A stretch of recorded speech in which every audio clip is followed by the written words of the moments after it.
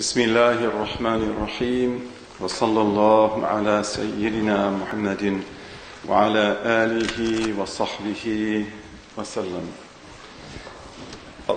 رب اشرح لي صدري. بسم اللهم افتح علينا بحكمتك وانشر علينا برحمتك يا ذا الجلال والإكرام. اللهم صل وسلم وبارك على سيدنا محمد وعلى آله وصحبه وسلم. يا عليم علمنا من علمك ما ترضى به عنا ولا تؤاخذنا بما تعلمه منا. يا حليم خلقنا بخلق الحلم وحققنا بحقائق العلم. سبحانك لا علم لنا إلا ما علمتنا إنك أنت العليم الحكيم. رب اشرح لي صدري ويسر لي أمري واحلل عقدة من لساني يفقه قولي. وصلى الله على سيدنا محمد وعلى آله وصحبه وسلم. I would like, inshallah, this afternoon to finish the negative attributes. So we'll try to do that because unfortunately we don't have a lot of classes left and we do have much more to cover. We're talking about the negative attributes. We spoke this morning about dissimilarity, وَخُلْفُهُ لِخَلْقِهِ, his dissimilarity from his creation. This is an extremely important attribute, as we said, and it has profound theological implications. God is not in us, He is not outside of us, He is not touching us, He is not touching us.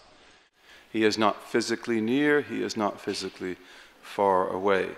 He is not transcendent outside of the world, and He is not immanent, He is not indwelling. All of these attributes are clarifications of what it means to be necessary being. That God is the Lord of space and time. He is the creator of all things that exist in space and time. And He is not in space and time Himself. He is the Lord of it. He controls it. It is in the grip of His power and His knowledge and His will. There is no analogy between God and anything in creation.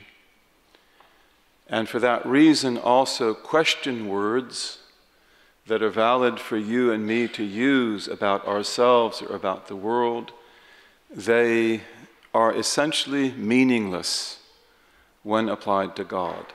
How, when, where, what, why. Okay, these words are all analogical. They are very valid when we talk about ourselves or we talk about anything in creation, but not when we talk about God. And He is bila kaif. He is without how. We establish that He is as He is. And we do that by revelation. We do that by pure reason. We do that by insights from experience. And we hold to that. But you can understand how the human body lives. You can understand what it is. You can define it. You can understand why it does the things it does, where it is, and so forth. But these qualities do not, these questions are essentially meaningless when applied to God, the necessary being. لَيْسَ كَمِثْلِهِ شَيْءٌ وَهُوَ السَّمِيعُ الْبَصِيرُ. Okay, He does not have a class, He does not have a category, He does not belong to a kingdom, He does not belong to a domain, He does not belong to a genus, He does not belong to a species, He is not like anything in creation. The next negative attribute is al-ghina. وَخُلْفُهُ لِخَلْقِهِ ثُمَّ الْغِنَى. And his dissimilarity from His creation, then 5, self-sufficiency. Self-sufficiency is an extremely important attribute of God. As we said before, in our theology, among the most important rational propositions is the fact that creation is temporal, that creation is created in time and space.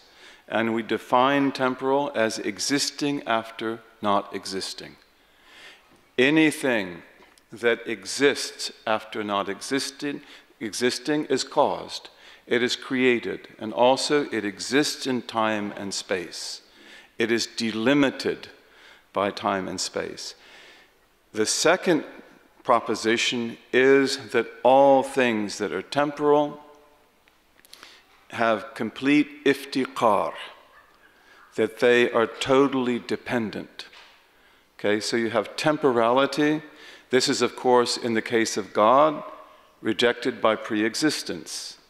He exists forever and from forever. He has no beginning.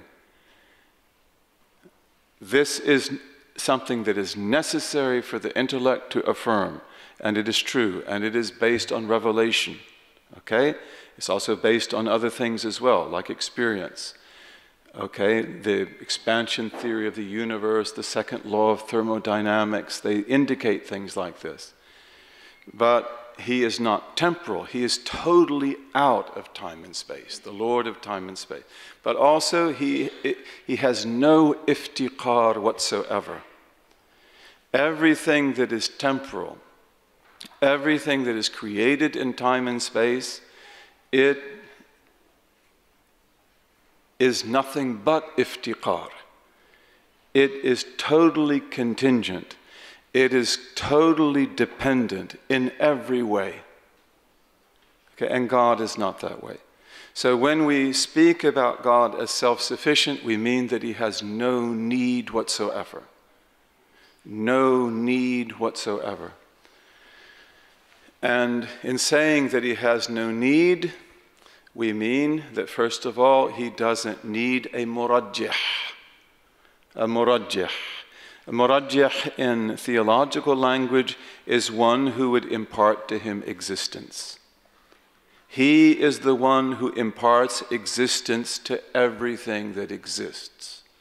Or he wills not to impart existence. You have to have a murajjih. You have to have a Lord who ordains that you will exist instead of not existing. You come out of non-existence, and now you, among the infinite other possibilities of people and things that could exist, you are the one that was given this gift. You and no other. This is really special. And this is because of a murajjih. You know, a divine will that decreed that you be instead of all the alternatives that could have been instead of you. God has no murajjih. He exists with an existence that is pure and uncaused and necessary and absolutely real in a way that nothing else is real. And he has no mukhassis. He has no one to specify him. He is as he is. Okay, you have two eyes that are able to see because God gave you two eyes. That's called takhsis. He specified that you have that. You have two ears that can hear because he specified that you have that. He delimited the infinite possibilities that pertain to you so that you have that attribute that you have and not another. You have to have a mukhassis, just like we talked yesterday about how all things, they point to their maker, right? As long as this cane exists, it indicates that there was someone else who existed, who made it, which in this case is going to be a human being. But that human being has an even more profound relation. And that human being who made this had to have will and power and life and knowledge. Otherwise he couldn't have made this. And he or she or they did tarjih. They willed that this be and not something else. And they willed that it have this kind of a handle, this kind of a base, that it be this color, be made of the kind of metal that it's made of. That's all takhsis. It has to have takhsis. All of the possibilities that pertain to this cane and everything in it are infinite. It could be so many different colors, it could be so many different weights, it could be so many different shapes. There's no limit. Okay, so these possibilities have to be delimited. They have to be determined so that it's this way and not another way. God doesn't have that. He is as he is, with necessary attributes that are perfect and have total actuality. They are perfect and have total actuality, and none of them is caused. This is what we mean by his self-sufficiency. He is al-Ghani. He is al-Ghani. He is the one who has no need. That's what Ghani means. Ghani, when applied to human beings, it means wealthy.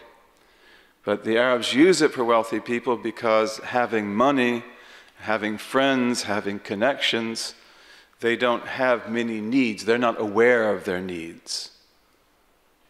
Okay, this is Allah. He is rich and beyond need of his essence. And he is Al-Qayyum. Al-Qayyum. He is the one who sustains all creation and who is self-sustaining in himself. And he is As-Samad, the one who all creation needs him, all creation goes back to him. Also, when our theologians talk about the attribute of God's self-sufficiency, they mention the fact that he needs no locus, L-O-C-U-S, locus, which in Arabic they call mahal, mahal, mim, ha, lam, mahal. He has no mahal. What is a locus? The locus is the space that a body occupies. Okay, so the locus of this cane is the space that's inside the cane that it occupies. Okay, it has to have a locus. All bodies, no body can exist without a locus. And God has no locus. And he has no need of a locus. He's not a body. He is not delimited. If he were a body, then someone would have had to given that body existence, and someone would have had to have specified how will it be, and it would have to have a locus. He has no locus. He has no mahal. And he has also no makan. The makan is the place where the thing is. So the makan of the cane right now is my hands. Right? It's here in my hands. It's in this position. Okay, and the locus is the space that it actually contains. So Allah has no locus, he has no makan, he has no need. He does not need instruments, he does not need helpers, he does not need anything in creation. And because he is the Ghani, he is also the Mughni. Because he is the one who is self-sufficient and therefore utterly without need in any way, he is the one who fulfills all needs. He is the one who enriches. He is the one who gives you existence, and that's riches. He is the one who gives you a body and eyes and heart and ears. May Allah make us thankful for those things. Okay, he is the Mughni, and that's not difficult for him. If he wills a thing, it is. All he says is be, and it is. He doesn't have to think about it. There's no difficulty. There's no harm. Nothing is needed. He doesn't need matter. He doesn't need energy. He doesn't need atoms, anything. All of those things he creates. All of those things he makes stratum and substratum of the world that he creates. But he needs absolutely nothing. He is the one who, if you say Subhanallah, Alhamdulillah, La ilaha illallah, Allahu Akbar, He can make trees for you in paradise. He can make palaces for you in paradise just with a single word. And you know that because your blessed prophet told you that. But also you know that is the truth. That is the truth. In the realm of possible being, the infinite world of creation, he does whatever he wills. There is no difficulty. There is no limitation. Also because Allah Azza wa Jal is Al-Ghani, Al-Qayyum, As-Samad, Al-Qa'im bi-dhatihi, totally self-sufficient. He suffers no injury. He suffers no pain. He has no regrets. He has no worries. He has none of these kind of human emotions that we have. And this is very important because in some religions you find that they ascribe this to God, especially the Jews. Jewish theology speaks about God in terms that if I wanted I could quote to you from rabbis, because everything I have there is from rabbis. But they speak about God as lamenting the destruction of the temple and crying about the history of the Jews and needing their prayers and needing the salvation of the so-called chosen people. And these beliefs are rejected totally. God is Al-Ghani. He is the self-sufficient. Whatever he does is wise, and whatever he does is without need. Also, God has no gharab. He has no motive. He has no personal interest. God creates from wisdom. God creates from grace. God creates from bounty, but not from need. He doesn't need creation. He doesn't have to create. He is perfect in every way, and he is creator in every way, even though creation may not exist in time and place. The Prophet ﷺ is the best of all creation, but God does not need him. God does not have to make him. God in no way depends on him, or on Jesus Christ, or on anyone else. He is utterly free in creation and free of things. Okay, so this is really important. And again, just as pre-existence and necessary being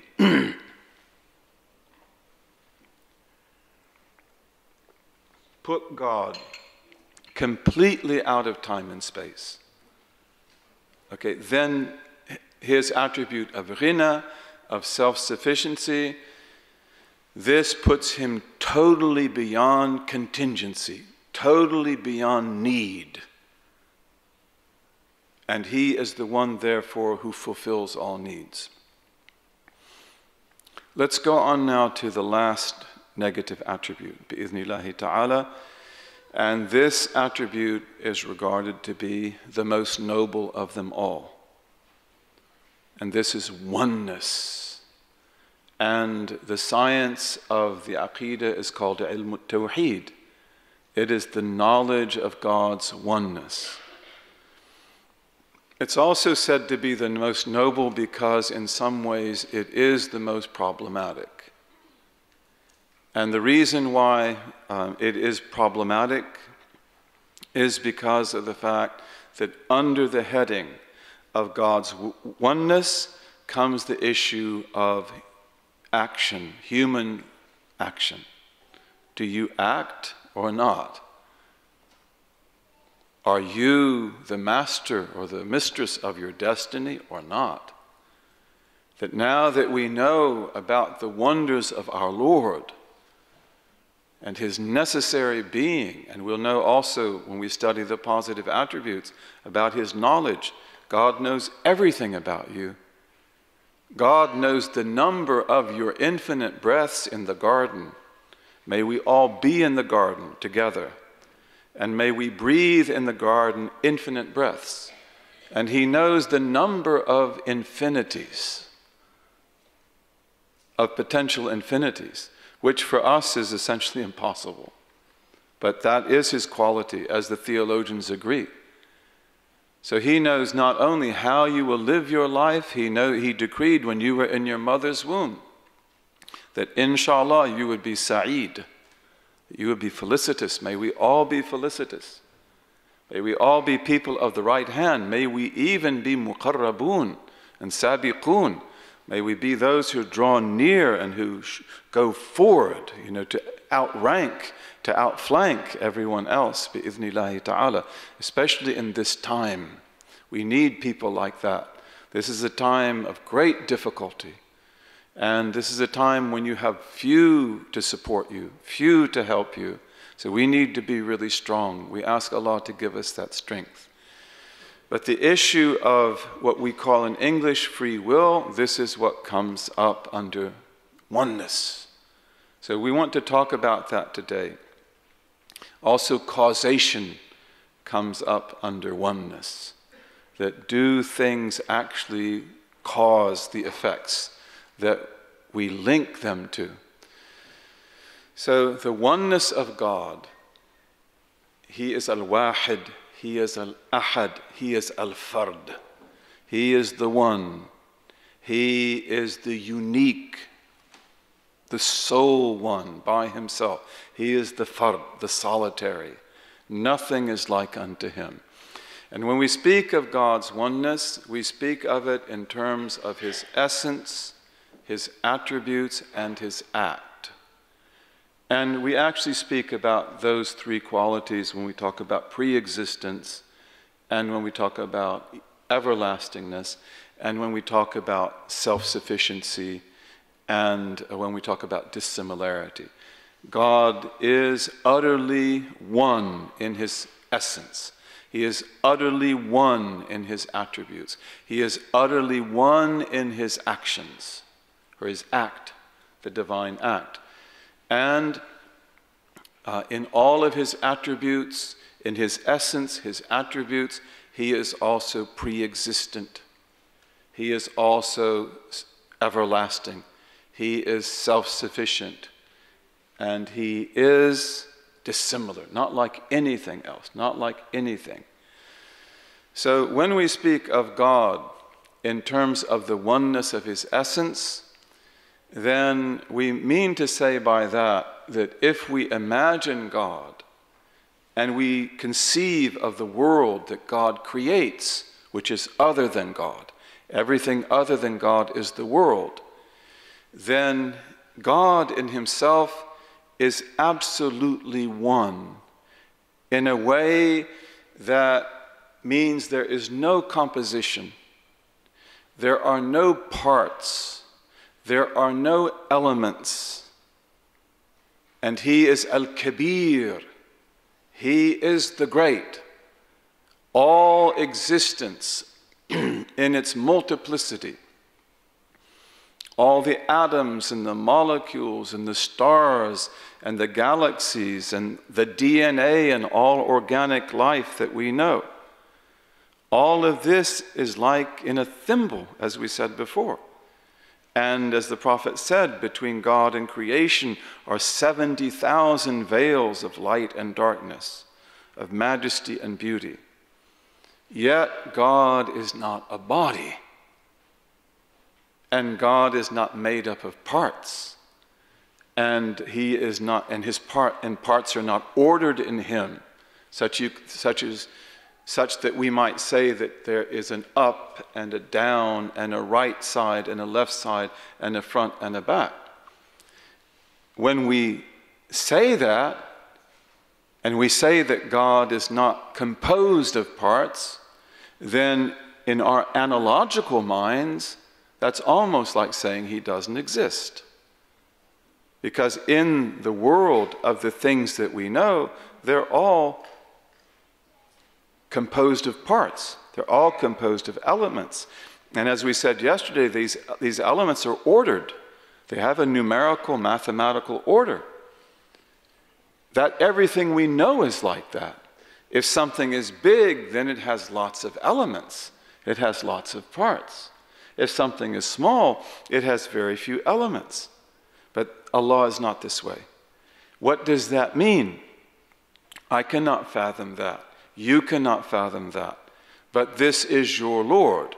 And when we say He is the Kabir, we don't mean that it's a comparative issue, that He is bigger than this. And in fact, His name Al-Kabir, Al-Mutakabbir, one of the meanings of that is relational in the sense that when we approach Him, we are saghir. We are humble and, we are insignificant. Okay, but in His oneness, there is nothing like Him. He is not a body. He is not made of parts. He is perfect and He is real. And His attributes are all like this too. And we'll talk about that when we come to talk about the attributes. So His knowledge is one knowledge.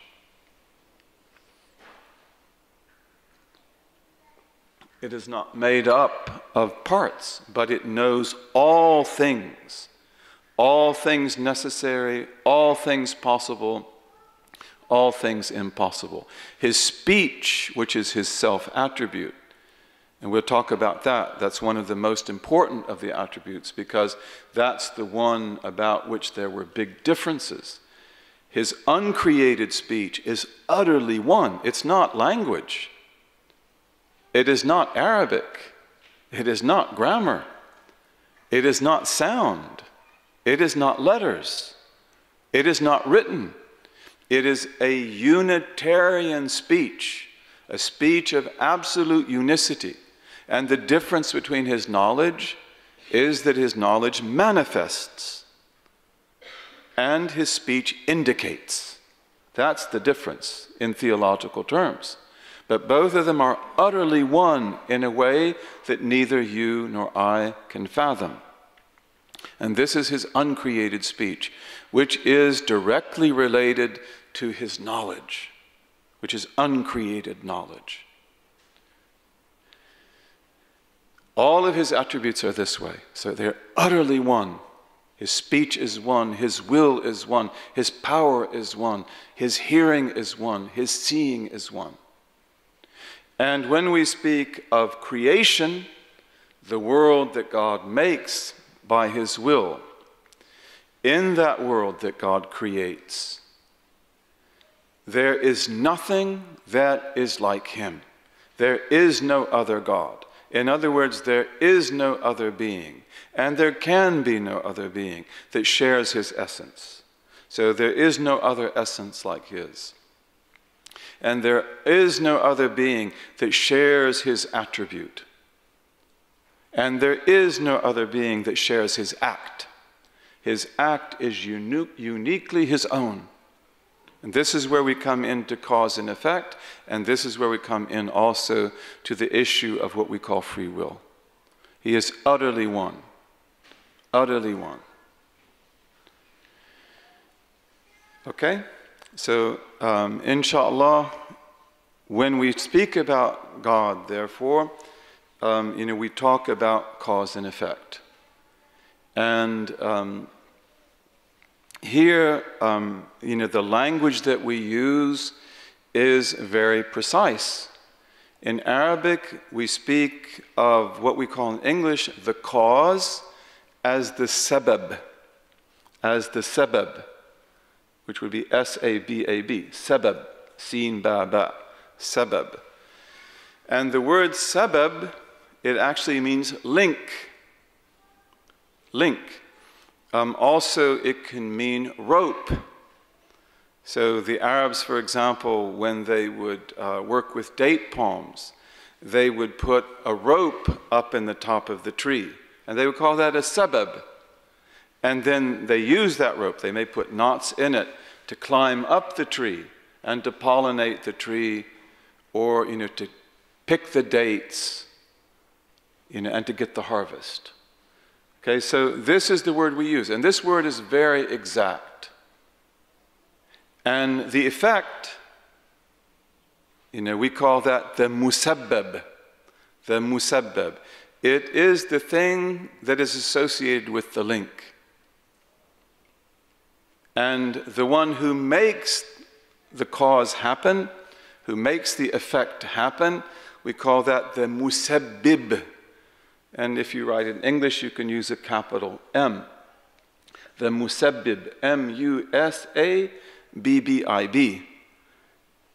Musabbib, the one who makes the sabab work. And this is Allah and nothing else. This is Allah and nothing else. The effect again is called what? The musabbab, which if you want to write in English would be M-U-S-A-B-B-A-B.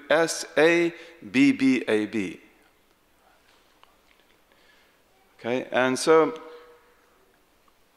when we talk about causation, our description of causation is actually empirically tight. Because when you look in the world and you see one thing apparently cause the other, you never see the causation. What you see is that A, which we might call the cause, or the secondary cause, is linked to B, which is the effect. A happens and then B follows. They're linked together. Empirically, that's all you see. That's all you see, that's all you hear, that's all you experience. There is a link between the fire and the burning. If we put the fire close enough to the dry paper and the conditions are right, the paper burns. The fire is the sabab, it is the link, and the burning is the musabbab, it is this thing linked to it. And the one who makes the fire burn, he is the musabbib. He is the Lord of all causes and effects. And that link appears to be causation. But to say that A actually causes B, that the fire has the power to burn, you never saw that. That is not empirical. That is something that is repeated over and over again. It is customary. And it is a psychological habit to say that the fire burns the paper. And it's legitimate to say that too. We call that in Arabic majazun mursal. We call that majazun mursal. It is a type of metaphor. Just like the doctor cured me. God cured me through the doctor, but we are allowed to say that the doctor cured me. It's a type of metaphor, a majaz. In the 18th century, the Scottish philosopher David Hume, who was an empiricist, and perhaps he was affected by Imam al-Ghazali. Most of these Enlightenment figures, like Leibniz and Kant and others, they read the Muslim thinkers, al-Ghazali and others, in Latin translations. And even some of Kant's most important works, they follow Ghazali very, very closely, even in the structure of the chapters. But one of the things that Hume says is that we never can know cause and effect by empirical experience. Because as he says, and this is what our theologians have always said, that you never see cause and effect. All you see is the linkage between the sabab, the link, the cause, and the musabbab, the thing linked to it. And because this happens over and over again, then we generalize about it. And we make a metaphysical statement about it, that the fire caused the paper to burn. But we never saw that. You can never see that.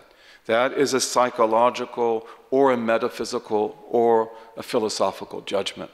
It's not something we actually see. And therefore here, our position, based on pure reason, based on revelation and experience, is that nothing in creation has the power to cause in and of itself. God creates from nothing. And God sustains us in existence from moment to moment. And everything that exists And everything that is linked to a particular effect, He is the one who causes that to be. He is the one who causes that to be. And this we call the sunnah of Allah. This is the custom of Allah in creation. And we respect it and we study it. And on the basis of that, we do science as well as anybody. And we do medicine as well or better than anyone. Because we are studying the custom of Allah. And we have adab with Him. But we never confuse that custom with necessity. It's not necessary, it's possible. The fact that the fire burns the paper belongs to the realm of possible being. Of possible being. Okay? And it does not belong to the realm of necessary being. One of the ways that we know that is because of the miracles of the prophets. Because in a miracle, God suspends the custom. He creates something different. It is the custom that the fire burns. And a big fire, like the fire that Nimrod makes for Abraham, it should burn many things. And in fact, it should burn Abraham even before he gets in it. It is white hot. And yet, God in His power commands the fire to be cool for Abraham and to be safe for Abraham. And that is possible.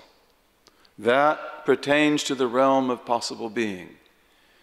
Solomon is in Jerusalem and he wants to bring the Queen of Sheba into his religion, and he says, "Who will bring me her throne?"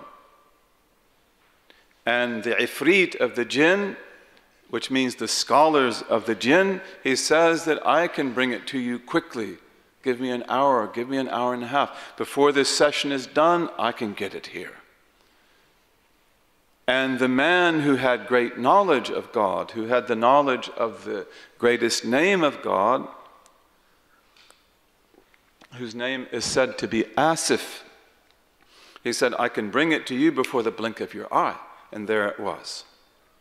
How does he do that? It's very interesting. How does he do that? Dua. And he has the secret name of God. So he asks Allah by His highest name, bring the throne here in the presence of Sulaiman. And our scholars say that the throne was not transported. It wasn't transported. It didn't go from the Yemen to Jerusalem. The throne is created from nothing, as are we and everything else.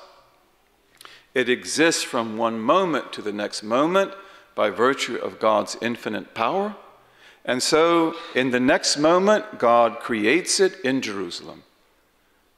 Instead of recreating it in Sheba, in Saba, in the Yemen, He recreates it in front of Sulaiman.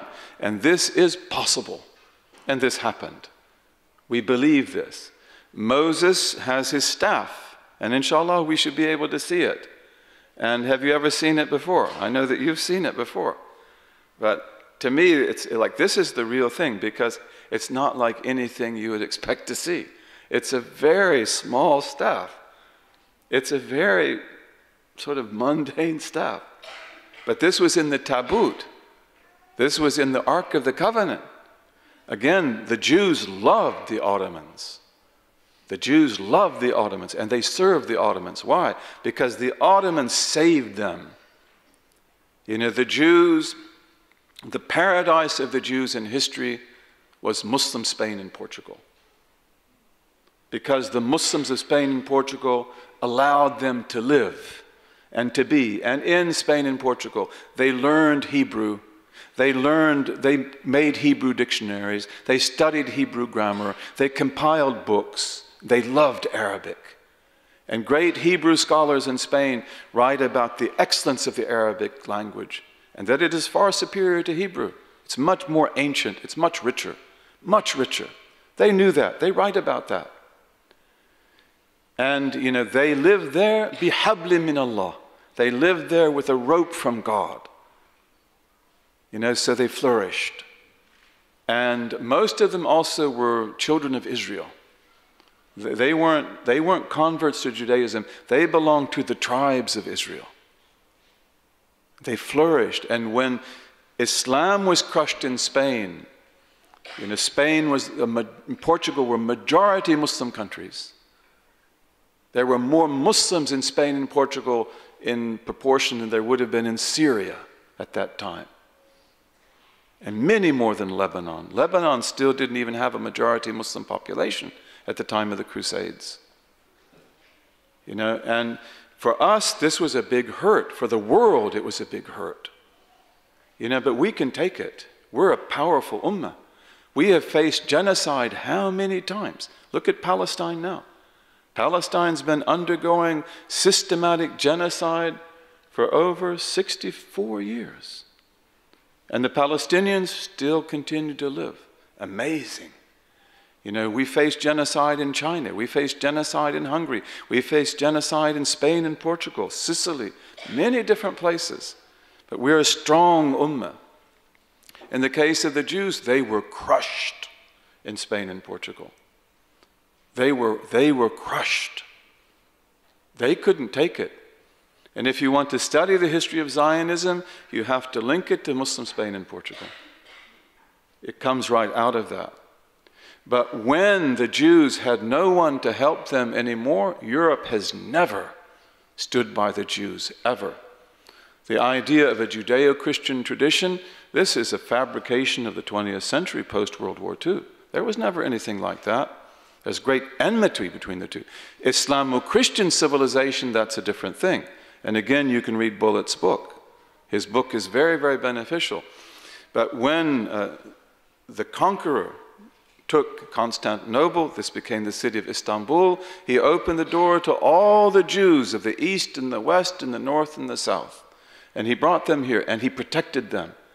In fact, when the Russians began to take in Ottoman territories in Eastern Europe, and when the pogroms, the massacres of the Jews, began to occur again, the Ottoman Sultan wrote to the Russians and told them that if you do not protect these people, as I protected them, I will reconquer these lands.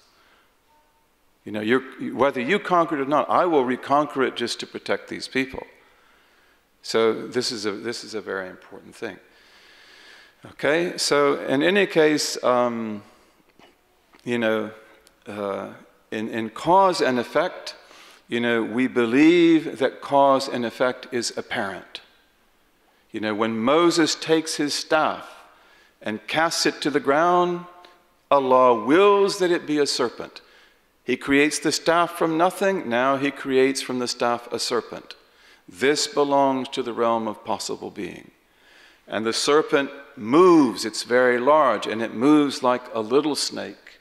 It's very fast. And then when that happens in front of the sorcerers know that what they put down were ropes, and they're still ropes. They see them as ropes, not as snakes. But because they use sorcery, the people see them as serpents. And then Moses' staff, which is a serpent and not a staff, they can see that too, that this is a serpent. It swallows all the ropes, and it doesn't get bigger. And then Moses takes it back, and they know Moses from the time he was a boy. This is the man who was the brother of Pharaoh, and who was like the son of the ruling Pharaoh, and so they believe in him. So this is one of the values of miracles. Miracles occur, and we believe in the miracles, literally as they are. When Moses goes to the Red Sea, and the armies of Pharaoh are coming to destroy the children of Israel and their 12 tribes, and they're like over 500,000. Usually it says they're about 600,000. They're 12 tribes. And then Moses strikes the sea with his beautiful staff. Inshallah, we'll be able to see it.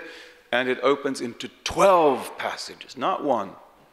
The Red Sea opens into 12 passages. There's one for Reuben, there's one for Issachar, there's one for Jacob, there's one for every one of the tribes. And the waters are like mountains, as the Quran says. And the bottom of the sea, which has never been exposed for thousands of years, is dry. And then each tribe quickly goes into its own passage The oldest tribe, Reuben, goes into the first. Benjamin, the youngest tribe, goes into the 12th. They all know that. They have to do it quickly, otherwise Pharaoh will get them. Otherwise he will kill people at the end of the ranks. And Pharaoh has to decide which one he goes down. And he goes down that to his destruction. Okay, this is the truth. And this is the truth that belongs to the reality of the realm of possible being. Inshallah, as we talk about the positive attributes, bi'idhnillahi ta'ala, these things will become more and more clear. But this is what we have to know. The essence of faith is to know the necessity of the necessary, the possibility of the possible, and the impossibility of the impossible. And miracles belong to the realm of possible being. They are simply not customary. I met Imam Afroz Ali on the 15th of December in Canada. My grandson, my fourth grandson, was born on that day too. Also, I finished a book on that day. And on that day, a comet, you know, you can look on the internet. I don't know if you can trust the internet. I hope they're right about this. But a comet that they called Lovejoy, it went into the sun and it came out, which they're not supposed to do. That's not supposed to happen. But it happened on that day. Okay, Allah does whatever He wants. And of course, we have also the karamat of the awliya. We have the honorary miracles of the awliya, and there are very many. Our history is filled with them. And you have to believe in the fact that the awliya have karamat. You don't have to believe in every single karama that you hear, because, in fact, there are some people that make them up. There are some people that, that's sort of their profession. They make up karamat. I could tell you some. It's like, I know this is a lie. The man told it to me. I said, that's a lie. I know it's a lie. You know, but the awliya have karamat. And especially the great awliya like Shaykh Abdul Qadir al-Jilani, a lot of his karamat were seen by thousands of people. That's why great scholars like Ibn Abd Salam, he says that beware of denying any of the karamat of Shaykh Abdul Qadir al-Jilani, because most of them are mutawatir. They were seen by hundreds or thousands of people. You know, and you know, his life is full of that. You know, once the caliph, you know, when he comes to Baghdad, first he spends the first almost 40 years of his life just studying fiqh, studying the Quran, studying tajweed. He's a master of all the outward sciences. And then when he appears, the caliph comes to him and the caliph says, and he's heard that Shaykh Abdul Qadir has karama, he says, show me something. And Shaykh Abdul Qadir says, what would you like to see? And he says, apples, because it's the middle of the winter, let's have some fresh apples. And so he put his hand in the air and he brings down 2 fresh apples. And there are many people that witness this. And he takes one and he pops it open, and it's so fresh that the fragrance of it fills the room. And then the caliph, he gives him his, the Abbasid caliph, and he opens his and it's got a worm in it. And he says, Ma balad duda? What's about the worm? He says, this apple was touched by the hand of an oppressor. You're an oppressor. That's why there's a worm in your apple. Now the caliph is worried. And then he comes back a little bit later, a few days later, with sacks of gold. And he has slaves carrying many sacks of gold and silver. And Shaykh Abdul Qadir says, I don't need this. I don't even want this. And he said, no, no, no. You know, we belong to the same family. We're Ahlul Bayt, and I honor you, have to honor you. Please take this gold. So Shaykh Abdul Qadir Jilani takes up 1 sack of gold. In one hand, he takes up another in the other hand, and he squeezes it, and blood comes out. And the blood comes out, and it goes to the ground, and it flows towards the caliph, and he faints. He faints. And then they come to him, and they give him salts, and they wake him up, and they take care of him. And Shaykh Abdul Qadir tells him, he said, if you were not of Ahlul Bayt, I would make this blood follow you all the way back to your palace. And after that, Shaykh Abdul Qadir Jilani would write to the caliph, he said, Abdul Qadir commands you to do this, and you will do it. And he would. And there were Turkish emirs too, Seljuks. And Shaykh Abdul Qadir disciplined them the same way. One of them comes in one day, it's Jumu'ah, and he's bringing in wine. He's got a wagon full of wine, and he wants to bring it at this time of day. Everybody's in Jumu'ah, he doesn't want anybody to see it. But Shaykh Abdul Qadir that day went to Jumu'ah late. And he walks out, and he sees the wagon, and he says, stop. And the horsemen, they know they've got wine. And they are afraid of Shaykh Abdul Qadir, and they whip their horses. Go! And the horses start to go, and then he tells the horses, stop, and the horses stop. And then the men continue to whip their horses. But then they double over because they get they get pain in their stomachs. And they ask Shaykh Abdul Qadir, just forgive us, and he does. And then they're able to sit up again. And then he turns the wine to vinegar. Again, this is one of the things witnessed in Baghdad. And our awliya are like that. At-Tustari, who's one of the great sheikhs, Sahal ibn Abdullah Tustari, one of the great sheikhs. And like the sheikhs, they hide their karamat. Shaykh Abdul Qadir Jilani didn't like to show his karamat, but in his time he had to discipline the ummah. So he had to do that. He is the sheikh of Nur ad-Din. He is the sheikh of Salah ad-Din. He is the sheikh of Imad ad-Din. All the mujahideen were his. They belong to him. He's the one who makes the jihad movement work. He commands it. He takes in the Palestinians. He takes in the Syrians. He takes in the Egyptians from Mansoura and other places. And he trains them. You know, but Abdullah Tustari, he would hide his karamat. And one of his murids needed to see a karama. And so Shaykh Tustari takes him one day, and he takes him down the street, and they go to a blacksmith, and the blacksmith has iron inside the furnace, white hot. And the stories say at Tustari, Bismillahir Rahmanir Rahim, put his hand in the fire, takes out the white hot iron, and it just turns cold, like you put it in, and he's not burned or anything. So our history is filled with that. And you have to believe that. Hasbunallahu wa ni'mal wakil. God is all we need. What an excellent guardian is he to rely on. This is the nature of cause and effect. And inshallah, we haven't finished yet. But inshallah tomorrow, bi'idhnillahi ta'ala, we'll talk about free will. We'll talk about our actions, bi'idhnillah. And then, inshallah, we have to start the positive attributes, bi'idhnillahi ta'ala.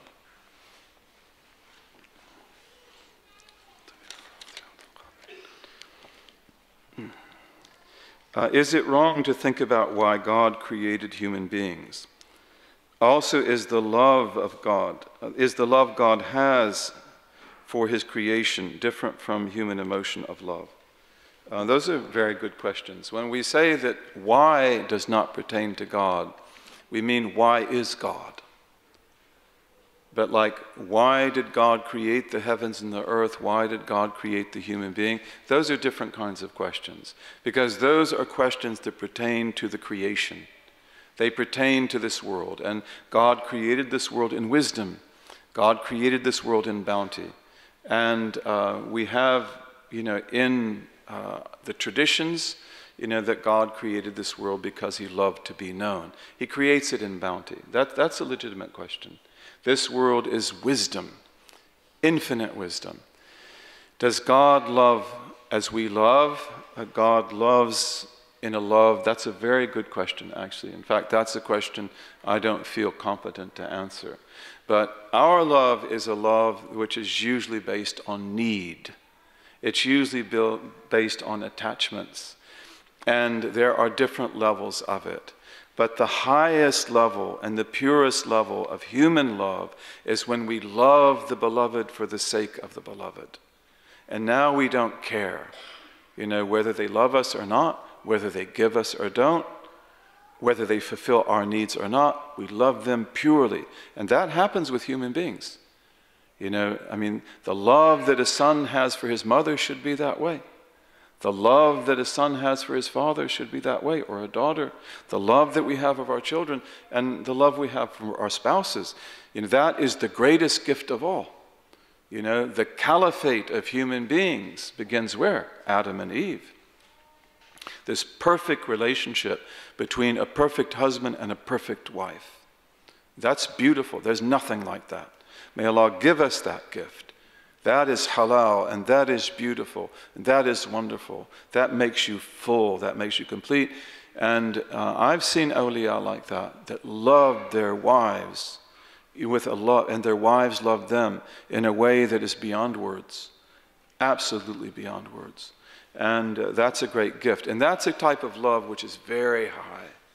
And it's not just any more personal. And the kind of mawadda that we have in marriage is a protective love. Not protective in, a negative sense, but protective like, I want you to have the best. I want my wife to have the best. The wife wants the husband to have the best food, the best friends, the best companions, the best education, health, and things like that. That's very, very good. May Allah give us that. The greatest love is selfless love. And it is a very high emotion. Sheikh Hamza talked about that last night. And, that is a wonderful thing. The love of Allah, I don't really know how to speak about it, at least not at this moment. But, it is not based on any kind of need. It's not based on any kind of personal interest or anything like that. It's absolutely pure, absolutely bounty. May Allah make us among those whom He loves. And those that He loves, He puts in His presence. And those He puts in His presence, He gives infinite gifts. You ask good questions, mashallah. They said this is a really mature group, and I can see it. How do we see God in heaven? This is another really good question. And this is something that we will talk about when we talk about what is possible regarding God. Okay, so we won't talk about that now, because we'll have a class about that. And God is not a body. God is not physically delimited. So what is the seeing of God? We talk about that when we talk about what is possible regarding God. One of the things that is possible is that you see Him, that you hear His speech. How is that? We will speak about that bi-idhnillahi ta'ala. Do the Maturidiyya have a different view of causation from the Ash'ariyya? That God creates everything moment to moment without any intermediary cause? I don't know the Maturidis well enough to answer that conclusively. But they do believe in kasb. When we talk about human freedom, human free will, they use even the same language the Ash'aris use. And to answer this question, their view of causation is possibly a little bit different from ours, from the Ash'ari position, but it's still very much the same. God is the creator, God is the sustainer. How is the dissimilarity of God a rejection of dualism? Again, one of the things we said, we talked about dualism this morning, and the dualism is a particular theological position. There are lots of types of dualism. And as we said this morning, one of our beliefs about God and His dissimilarity is that He is not transcendent, nor is He immanent. In many religious traditions, God is spoken of either as transcendent or immanent. He is either outside the world or He is indwelling in the world. And we accept neither position. God is not connected to me or to the world. God is not disconnected from me or the world. God is not in me physically. God is not outside of me physically. God is not in space and time. And God perceives perfectly everything in space and time. We'll talk about that when we talk about hearing and seeing. He perceives everything that exists. But in the ancient world in particular, dualism was a fundamental part of most of the great world religions. Mithraism, Neoplatonism, Stoicism, the cult of Isis, and then also in certain forms of Greek Christianity that would become ultimately Trinitarian. And in that view, their dualism is that God is outside the world, that He is transcendent, utterly. He is pure, He is outside the world. and that the world itself is evil, and that matter, which is dense and dark and dank, and is the place where death occurs and sickness, the world is evil, and spirit is good. So there's also dualism between the spirit and between matter. And the spirit wants to transcend. The spirit wants to be released from the world. And it wants to go back to its source, which in most dualistic beliefs is God. But to do that, it needs a savior. And the savior here is not an ethical or a moral savior. The savior here is not one that teaches you to be good and to love your neighbor and to love your mother and father and to do what is right and to pay alms and so forth and to believe in God. The savior is one who actually takes your spirit up through the heavens and unites it with God. And that's what they call salvation. Okay, and again, as we said, if you listen to Christians talk about heaven, usually they talk about heaven in the sky, and they usually talk about heaven in a way that is still very dualistic. And they imagine people in heaven as sort of like angelic beings who no longer have needs or anything like that. This all comes out of this fundamental dualistic background of ancient Greek Christianity, not the Christianity of the Unitarian Church, which is the first church.